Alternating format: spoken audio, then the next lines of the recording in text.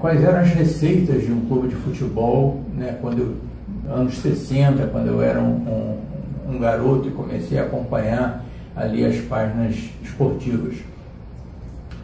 Um clube basicamente vivia da bilheteria, né? Chegava domingo no Maracanã, todo mundo ia, né? E aquela arrecadação, né, era transportada em dinheiro, de preferência por bancos, né?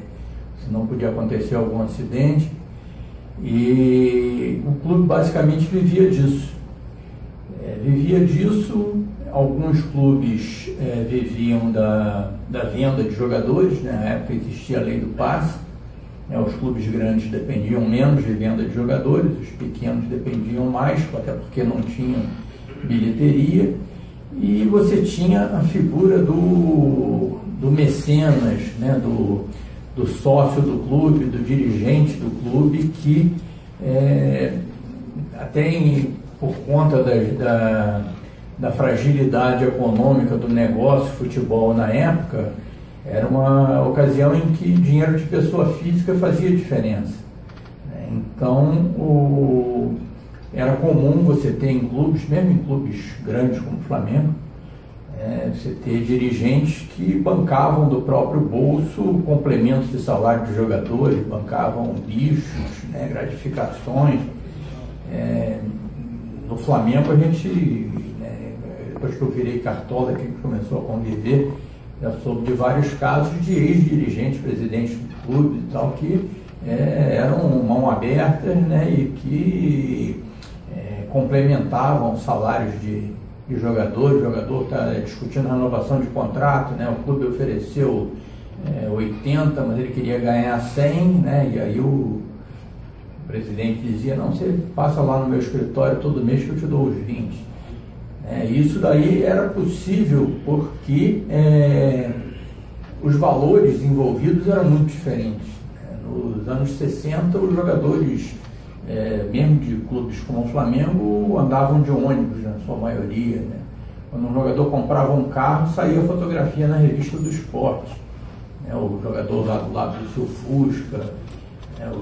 Os casos que a gente soube aí da folclore do futebol, de jogadores que foram subornados no passado, foram subornados de repente com um automóvel. Sheiks árabes são magnatas do petróleo, russos, aí é outro padrão, né, que a gente não encontra nas esquinas e como você tinha naquela ocasião. E os casos que você vê no Brasil de dirigentes que, apesar dos tempos terem mudado, né, ainda conseguem fazer alguma diferença com recursos próprios ou recursos das suas empresas, são muito poucos, né? Você lembra do caso da Unimed no Fluminense, agora você tem um caso aí no Palmeiras, e se você pensar, não vai encontrar assim um futuro no longo prazo para esse tipo de ação. É claro que eu gostaria de repente, que um sheik árabe se apaixonasse pelo Flamengo e bancasse a contratação do Messi, né? Nós íamos, com certeza, usar o dinheiro dele com toda a responsabilidade. Mas você achar que você vai, no longo prazo, se sustentar a partir disso, eu acho que é muito complicado. E é isso que nos remete a essa noção de, vamos passar aqui rápido, de sustentabilidade, né? Quando a gente pensa em sustentabilidade, pensa na dimensão ambiental da palavra, que é mais usada, né? E que é extremamente importante, mas sustentabilidade está ligado também à sua dimensão social, e isso é extremamente importante num clube que tem 40 milhões de torcedores, cuja sua esmagadora maioria está nas camadas inferiores, né, da população. É fundamental que você dê exemplo para essa massa enorme. E a sustentabilidade está ligada também à dimensão econômico-financeira, né? Sustentabilidade no sentido de se sustentar mesmo, de se perpetuar, né? E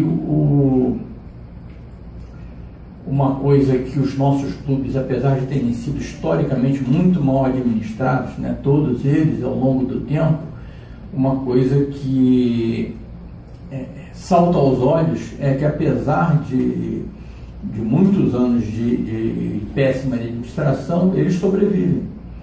Não tem, você vê casos assim no longo prazo de clubes que foram importantes que de repente perderam importância, né? Vamos pensar aí no América. Tem algum torcedor do América aí? Não, né? Quando eu tinha a idade de vocês, eu tinha amigos torcedores do América. Isso aí foram...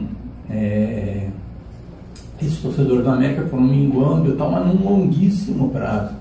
O América era o 5º clube em torcida no Rio nos anos 60 e, por conta de tudo que aconteceu de lá para cá, ele hoje tem uma quantidade de torcedores assim, praticamente inexpressiva.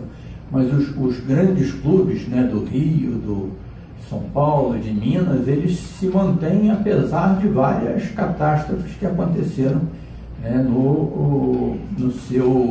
na sua história. E isso me lembra, aqui saindo mais uma vez aqui do protocolo, uma discussão que nós estamos tendo no momento, que acho que vocês todos estão acompanhando, que é essa questão do Maracanã. O Maracanã, ele foi concedido ao consórcio, liderado pela Odebrecht, numa licitação feita em 2012, num processo que excluiu os clubes.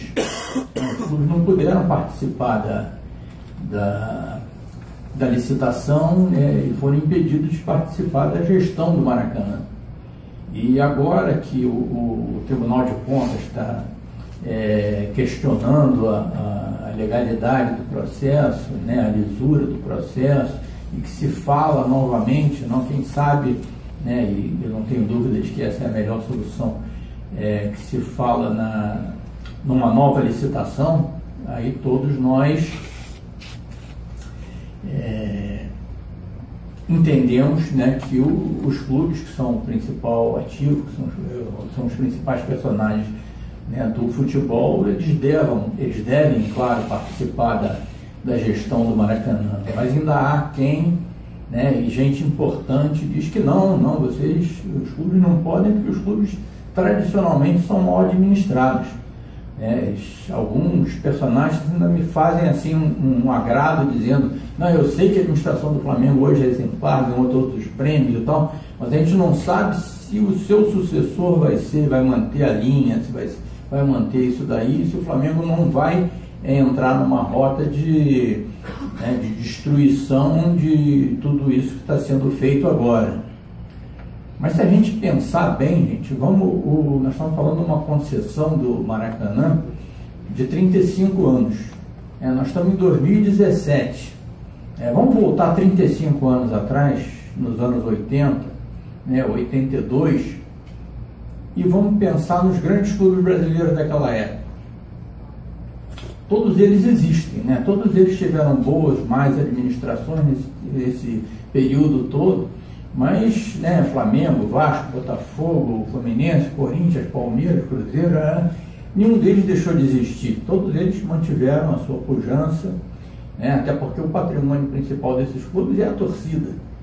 E se a concessão do Maracanã tivesse sido dada ao Flamengo 35 anos atrás, o Flamengo estaria aí.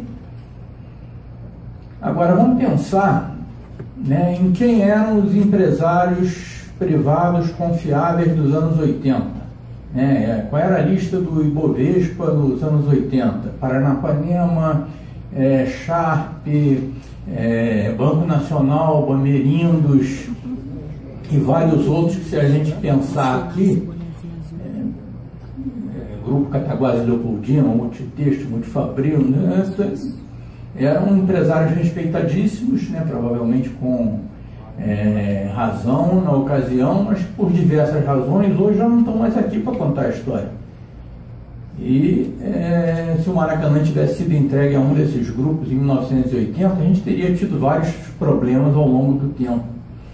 Então, os grandes empresários de hoje, de 2017, daqui a 35 anos, Eu não sei o que vão acontecer, né? De repente pode acontecer o que aconteceu, Coroa, Brastel, Arapuã, Mesbla, Matem. Se a gente ficar pensando aqui em quem quebrou, né, de 80 para cá, acho que a gente vai ficar aqui a palestra toda e vamos sempre deixar alguém de fora.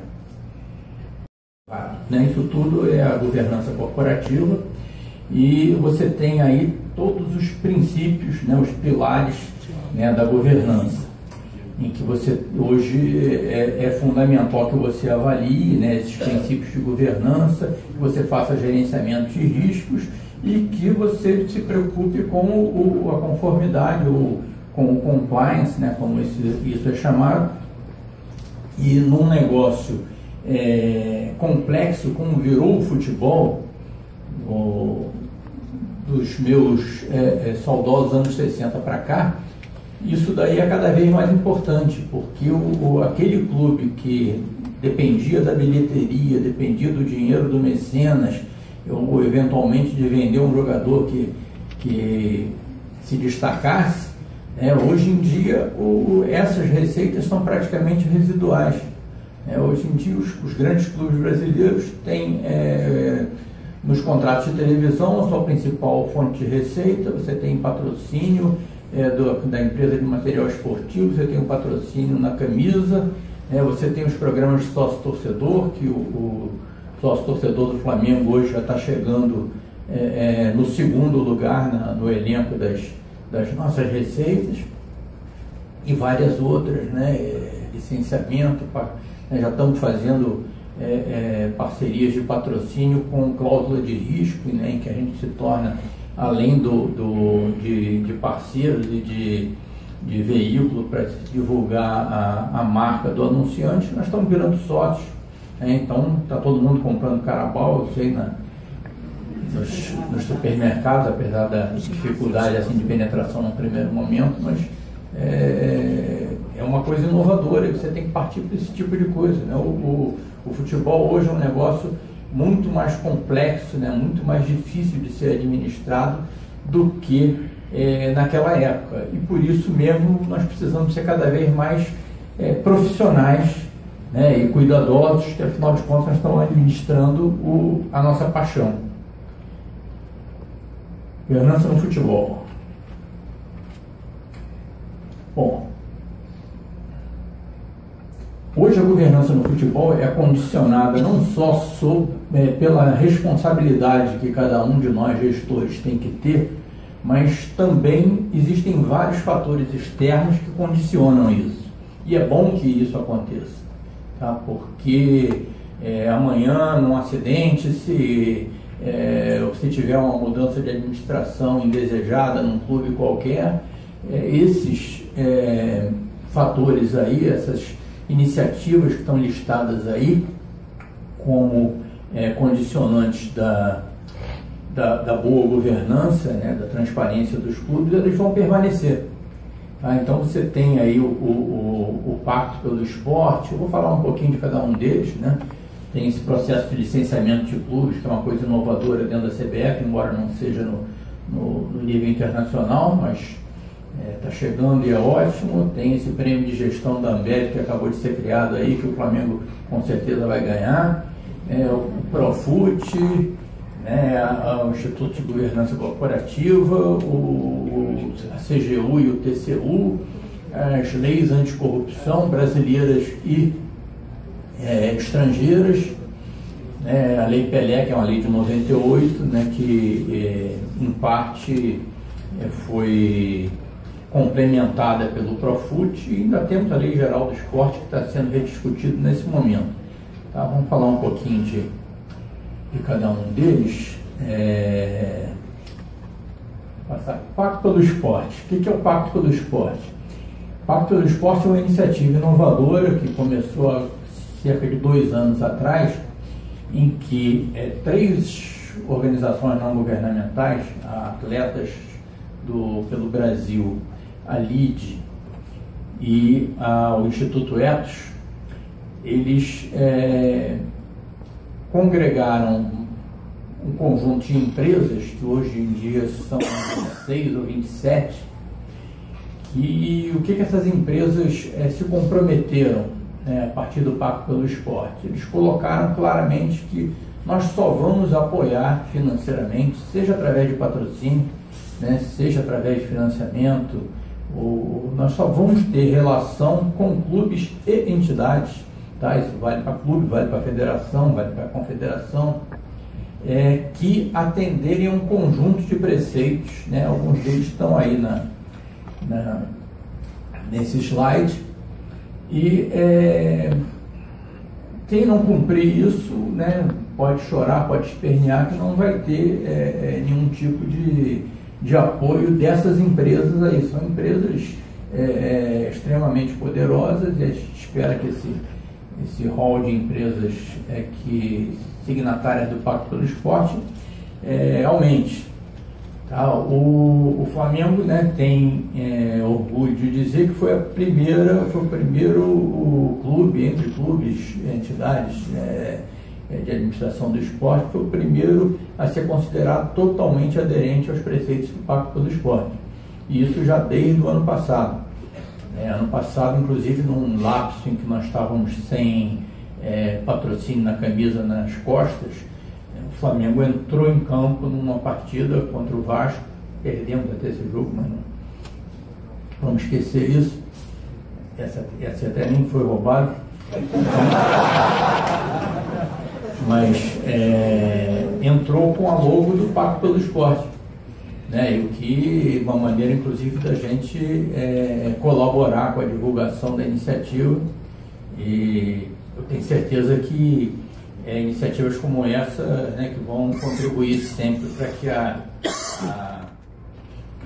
as boas práticas de governança, de transparência nos clubes brasileiros sejam cada vez mais presentes. A CBF editou agora esse ano normas de licenciamento de clube. Ou seja, o clube para funcionar, o clube para disputar competições, ele tem que seguir determinados padrões, tá? Que são exigências de infraestrutura, exigências esportivas, exigências financeiras, jurídicas, e algumas têm prazo mais longo para serem cumpridas, mas eu considero essa, por exemplo, eu sempre de vez em quando sou perguntado sobre a CBF, né?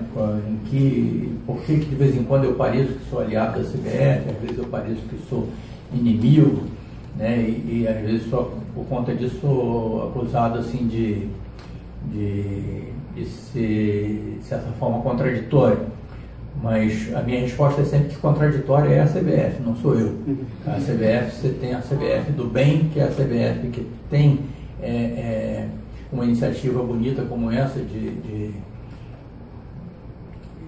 instituir o licenciamento de clubes, né? Tem a CBF, inegavelmente, hoje é uma entidade transparente do ponto de vista financeiro, está instituindo um programa de gestão e de governança corporativa com o apoio da Ernst Young, né, chamado GRC, que é muito bom, e até uma questão até de sobrevivência para ela, porque ela vive basicamente dos seus patrocinadores, né, os patrocinadores da seleção brasileira. Então, iniciativas como essa eu considero que são iniciativas da CBF do bem. Agora, a mudança cá entre nós, né, a mudança no regime de votação das assembleias e a interpretação enviesada aí da lei do Profut com relação à presença dos clubes nas decisões, isso daí com certeza é da CBF do mal, que é a CBF mais atrasada, que é aquela que é ligada às federações, em que ela carrega aquelas práticas mais anacrônicas, né? Eu diria que dentro da CBF você tem essa permanentemente briga entre a entidade do bem e a entidade do mal, e a gente torce para que a do bem prevaleça, e por isso que é fundamental que você não perca o diálogo, né, com a entidade. Tá? Me afastei, mas já vou voltar aqui. Quando eu lembro de algumas coisas, esse prêmio de gestão Ambev, né? A Ambev é uma instituição exemplar, né? instituição brasileira que tem presença marcante no exterior e que ela se caracteriza com um apoio muito grande ao esporte. Ela apoia praticamente todos os grandes clubes brasileiros, ela tem apoia os programas de sócio-torcedor dos clubes brasileiros, e ela acabou de lançar, é uma empresa assim reconhecidamente inovadora e de vanguarda nessa questão de gestão, e ela lançou um prêmio de gestão, foi lançado agora, e provavelmente no ano que vem a gente vai ter os vencedores do prêmio, e eu tenho quase certeza que o Flamengo vai ganhar, tá? E quem vai ser segundo eu não sei. Não sei se esse que vocês estão pensando vai chegar em segundo, não. Mas o Flamengo vai ganhar esse prêmio, senão a gente vai, senão o tempo vai fechar lá no clube. Tá, mas é uma iniciativa formidável e que é um dos condicionantes importantes hoje dessa busca aí pela boa gestão das entidades esportivas. Bom, Profut. Profut, eu até gosto muito de falar porque eu participei desse processo aí do Profut aí desde o início, né? Então, embora não seja assim, uma coisa muito agradável você passar, sei lá, 2, 3 dias por semana lá nos corredores do Congresso Nacional, né, e tentando convencer as pessoas, mas faz parte do processo, é uma coisa saudável, e a gente acabou conseguindo chegar numa legislação que representa um avanço muito grande. Poderia, claro, ter sido um avanço um pouco maior do que a gente gostaria, mas eu acho que o saldo foi altamente positivo. Então, o Profut, quando a gente chegou no Flamengo em 2013, a gente encontrou uma iniciativa de alguns parlamentares, estimulados por alguns clubes que estavam numa de benesse, para pagar com dinheiro mesmo. E a partir daí a coisa começou a andar. É claro que os detalhes são sempre tortuosos, né? A discussão lá dentro é muito difícil, e numa hora em que de transição governamental, inclusive, estava acabando um governo e vinha aí uma outra eleição para a presidência, e quando nós estávamos nesse processo, já alguns desistindo, já a presidência da República na época resolveu chamar aquilo para si e editou uma medida provisória. E essa medida provisória foi o embrião do Profut. Então meio que organizou as coisas, foi editada a medida provisória, 671, e a medida provisória, como tem que ser, voltou para a Câmara e para o Senado para ser discutida até ela virar lei, ser aprovada e sancionada pela Presidência da República. O Profut foi batizado de Profut e tem todas essas questões aí que estão colocadas aí no slide, que vocês já devem conhecer boa parte delas, que obriga os clubes daí para frente a cumprir isso tudo.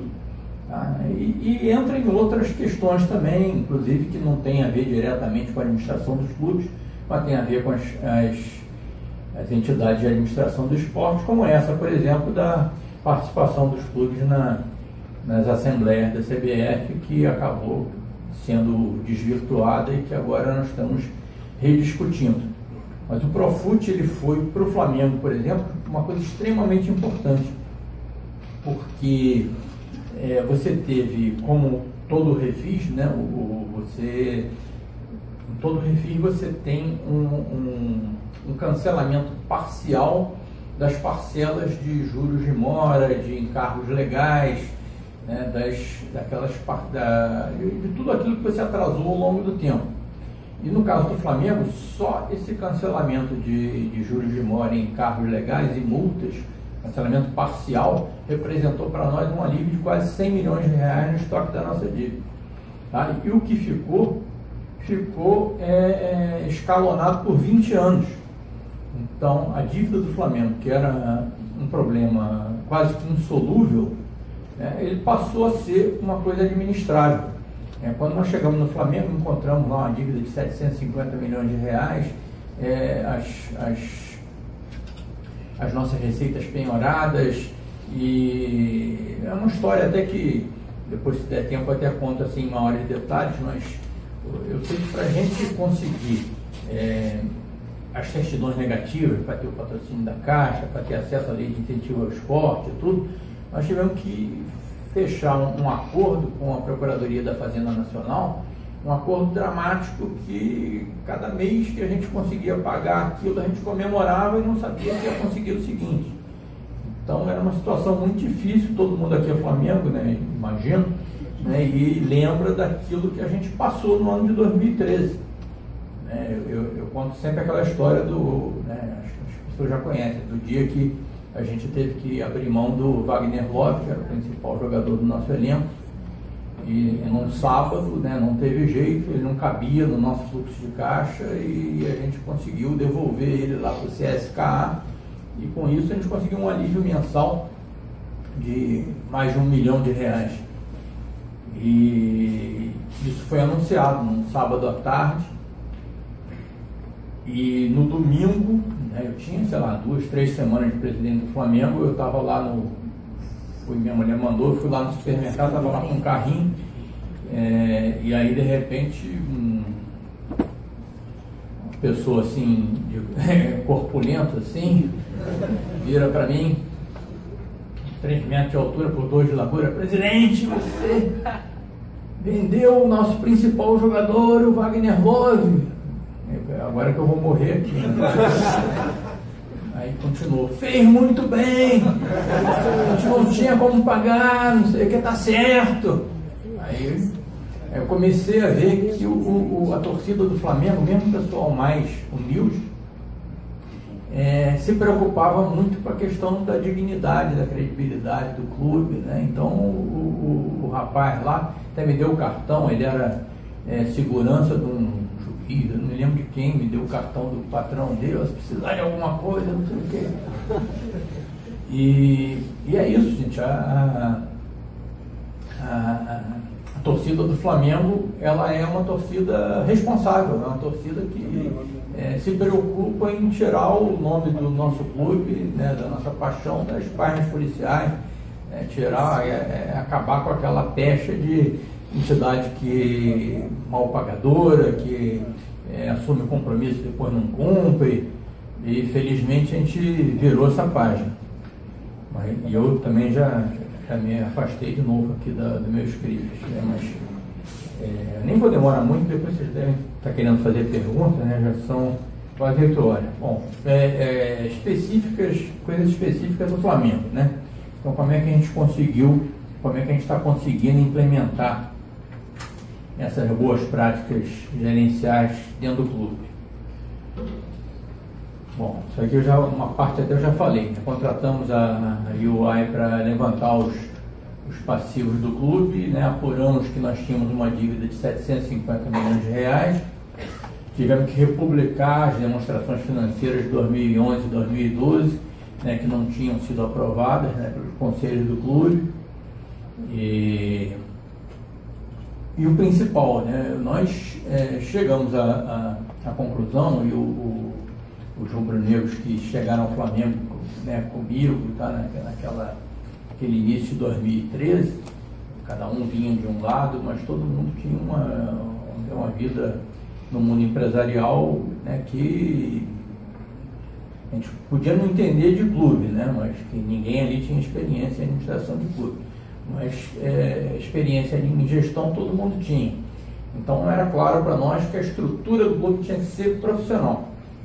Tá? Então aquele dirigente do passado que botava a mão no bolso e pagava lá a diferença de salário para os jogadores, né, e que passava o dia, a semana na sua empresa e que ia de noite lá no clube para pagar, assinar um cheque, né, resolver algum pepino. É claro que isso não mudou do dia para a noite, né? Esse tipo de situação foi mudando ao longo do tempo, na medida em que a complexidade do negócio foi se definindo. Mas você ainda encontra nos clubes, em alguns clubes, práticas bem semelhantes a que existia, né, na década de 60. Então, a estrutura do Flamengo, né, tinha que ser, foi implementada assim e persiste até hoje, não tem outro jeito de ser. O Flamengo é administrado por profissionais. O Flamengo tem executivos recrutados no mercado, gente de altíssimo nível, bem pagos, remunerados com fixo, com variável, de acordo com o atingimento de metas. Tem 15, eu acho, vice-presidentes amadores que funcionam como se fosse um conselho de administração de uma sociedade anônima. São pessoas extremamente dedicadas, competentes e tal, que dão uma parcela do seu tempo ao Flamengo, mas não dão o tempo todo, né, e confiam nos profissionais que são eles que tocam. O único dirigente amador que dá dedicação exclusiva ao Flamengo sou eu, que acho que o cargo de presidente exige, e foi uma opção minha, não reclamo também, não. Quando eu fui para lá eu já sabia que ia ser assim. Então nós temos essa diretoria totalmente profissional, extremamente competente, né? Gestão orçamentária rigorosíssima. E o que nós fizemos? Nós, para evitar tentações futuras, né, e que a coisa pudesse vir, como essas pessoas que não querem entregar o Maracanã para a gente estão dizendo, né, que o clube possa vir no futuro a ser mal administrado, nós promovemos uma alteração no estatuto, né, para colocar no papel essas exigências de gestão. Então, a partir do momento que nós alteramos o estatuto do Flamengo, e nós chamamos isso de Lei de Responsabilidade Fiscal Rubro-Negra, passou a ficar consagrado, né, essa forma de administrar responsável. E a partir de agora, apropriação indébita é gestão temerária. A partir de agora, quem não andar na linha responde com bens pessoais, pode sofrer processo de impeachment. E essa lei de responsabilidade fiscal rubro-negra, a gente tem o orgulho de dizer que ela foi aprovada por unanimidade no nosso Conselho Deliberativo. Então, mesmo pessoas que conviveram, participaram de administrações passadas, né, que tentaram muitas vezes implementar métodos mais modernos, mas que foram obstaculizados até por dificuldades políticas, dificuldades orçamentárias no momento, né, todo mundo votou a favor. Tá? Aquela turminha que é do contra e tal nem compareceu no dia, mas tem vários conselheiros do Flamengo aqui, acho que foi uma sessão histórica, que me dá muito orgulho. Bom, não vou ler isso tudo, né? Está à disposição de vocês, e o Estatuto do Flamengo também está lá para quem quiser. Bom, essa coisa de razão e emoção também não preciso falar, porque todo mundo aqui entende isso, né? Nós todos estamos aqui, né? Eu diria que 99% da plateia aqui, nas salas do lado e tal, estão aqui porque tem uma paixão incontrolável pelo Flamengo, mas que entendem perfeitamente que o clube tem que ser administrado com a razão, tem que ser administrado com responsabilidade, porque aquela coisa de, não, o futebol é assim mesmo, você vai lá, gasta, e que amanhã a gente dá um jeito, né, esse tipo de coisa, né, acho que já está definitivamente sepultado, ninguém dá jeito nenhum. Eu cansei de ouvir essa frase, não, vamos lá que o futebol é assim mesmo. Então, se o futebol é assim mesmo, estou no lugar errado, né, não vai ser assim. Bom, e o que a gente já conseguiu com esses novos padrões de governança?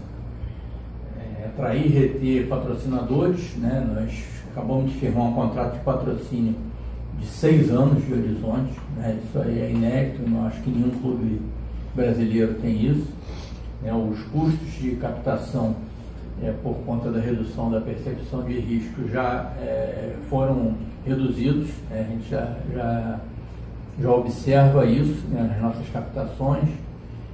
Transparência, né? A transparência nos permitiu alavancar recursos de programas incentivados de Lei Geral do Esporte, né? E e a nossa transparência foi mais do que premiada, né, ao longo desse tempo.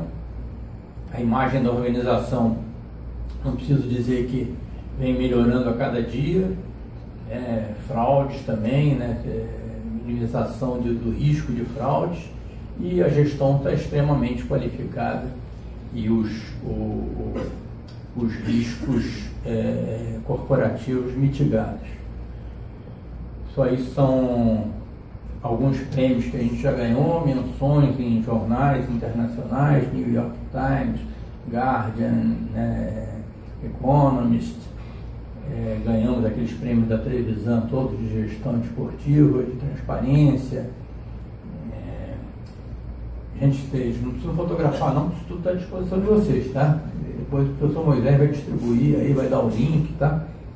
Não tem, é tudo transparente, não tem segredo nenhum.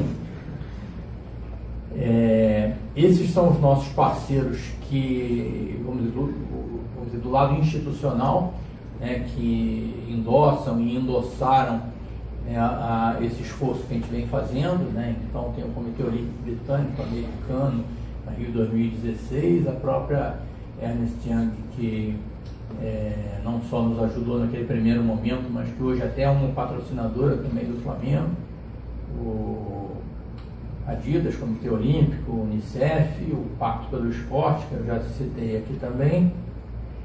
E aqui temos os nossos principais parceiros, praticamente todos os nossos parceiros atuais. E é uma lista que está aumentando muito, né? De repente, a próxima vez que eu vier aqui no IAG, vou precisar de 2 transparências para colocar isso daí. Inclusive com a Carabal, que é essa patrocinadora nessa linha inovadora que torna a empresa praticamente sócia do Flamengo. Bom, resultados práticos financeiros, vou ser bastante simples, já estou terminando aqui. A receita líquida do Flamengo, quando nós chegamos, era de menos de 200 milhões de reais e a dívida quase lá nos 750 que eu citei. Aí estou falando do endividamento líquido, tá? Então a gente tinha, né, uma relação absolutamente pornográfica entre o que a gente faturava e o que a gente devia, o estoque da nossa dívida. Com as medidas de ajuste que nós implementamos, com o Profut, começamos a trabalhar o incremento das nossas receitas e a reduzir as despesas. A gente já fechou 2016 com a receita líquida superior ao estoque da dívida. Esse soluço que vocês viram aí em 2016, porque em 2016 o faturamento, a receita é superior à que está projetada para 2017. É simples, por causa do contrato da Globo. Tá? Então as luvas que nós recebemos da Globo, elas não são, até por determinação da Actifut, né, e dos nossos auditores, elas não são contabilizadas, não são diferidas ao longo do contrato. Então o que a gente recebeu de luvas é considerado como receita do exercício. Aí, por conta disso, como foi o ano em que a gente fechou o contrato com a Globo, a receita sobe um pouquinho, depois desce, mas a trajetória é ascendente. Quando chegar em 2024, que a gente fechar o próximo contrato com a Globo, um pouquinho antes e tal, né, eu não estarei lá e tal, mas de repente um de vocês vai ser o presidente, né, vai acontecer a mesma coisa. E o endividamento só caindo. Tá? Isso aí a única coisa que cai no Flamengo é endividamento. Bom, resultados práticos. No futebol, né, essa recuperação nos permite sonhar em cada vez mais chegar num nível de excelência. Eu diria que o nosso elenco hoje, se a gente comparar com o que a gente tinha em 2013, é infinitamente mais poderoso, né? Mas é claro que, vamos dizer, não, estamos devendo ainda no campo. Estamos devendo, sim, reconheço, né? E vamos pagar, mas é aquilo, né? Acho que quem é rubro-negro vai estar sempre sonhando com mais. Quem já foi campeão do mundo, como na época do professor Mota aqui, não pode se contentar, né, com pouco, não pode se contentar com nada, né? Tem que sempre, na hora que nós formos disparar o melhor do Brasil, nós vamos trabalhar para ser o melhor do mundo. O nosso trabalho no futebol, ele basicamente busca chegar aos objetivos através da otimização de performance. Então, o nosso centro de treinamento, que foi inaugurado agora no final do ano, é um centro de treinamento de primeiro mundo, né, e está sendo cada vez mais melhorado. Nós vamos fazer o módulo da base, estamos em permanente contato aí com experiências similares. Semana passada mesmo, nosso pessoal esteve na Inglaterra visitando o CT da seleção inglesa, do Chelsea, do Manchester United. Temos consultoria nessa área e vocês podem ter certeza que esse trabalho de excelência em performance é um pilar extremamente importante do nosso futebol. Inteligência em mercado também, né? É impossível que hoje, no futebol de hoje, a gente não tenha uma noção muito clara do que está acontecendo, né, no ambiente que nos cerca, né, nos outros clubes, no Brasil, no exterior, e nossa equipe de inteligência em mercado, eu diria que dificilmente a gente vai encontrar uma igual aí no Brasil. Aí o investimento na base, que para mim é o principal no futebol, tá? Então o Flamengo em 81, quando foi campeão do mundo com um time que dos 11, 8 eram formados no Flamengo. O Flamengo tinha um reconhecimento nacional e internacional de que em matéria de formação de jogadores, ninguém fazia melhor do que o Flamengo. E hoje ele é praticamente autossuficiente. Graças à saúde financeira conseguimos certidões negativas, que nos permitiu acesso à lei de incentivo ao esporte, né? Eu diria que hoje o problema que a gente encontrou praticamente não existe.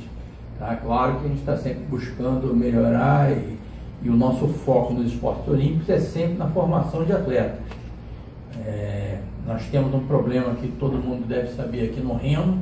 Ainda não conseguimos ser campeão de remo nessa administração, mas o trabalho que o meu xará lá, o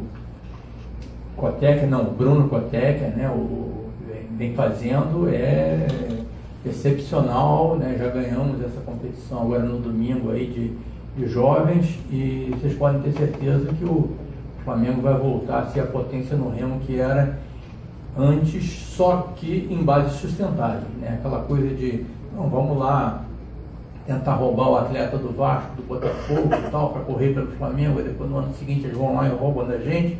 Isso aí acabou. Então, vamos formar uma geração vencedora de remo no Flamengo. E assim também nos outros esportes. O Clube da Gávea também ainda é deficitário, mas a gente está trabalhando pela autossuficiência, e as melhorias que vêm sendo feitas lá para os sócios e para os atletas, eu acho que já saltam aos olhos. Temos já aprovado o projeto da Arena Poliesportiva e temos também uma perspectiva muito boa de ter um estádio de futebol. Nós já temos um estádio de futebol, temos que ampliar e reformar, e aí a capacidade dele vai depender muito dessas negociações do Maracanã, mas temos já uma interlocução muito boa com a Prefeitura do Rio, com a Prefeitura de Niterói. Quem sabe a gente consegue transformar esse nosso sonho do Estádio da Gávea numa realidade. Perguntas? O Adriano não vai voltar.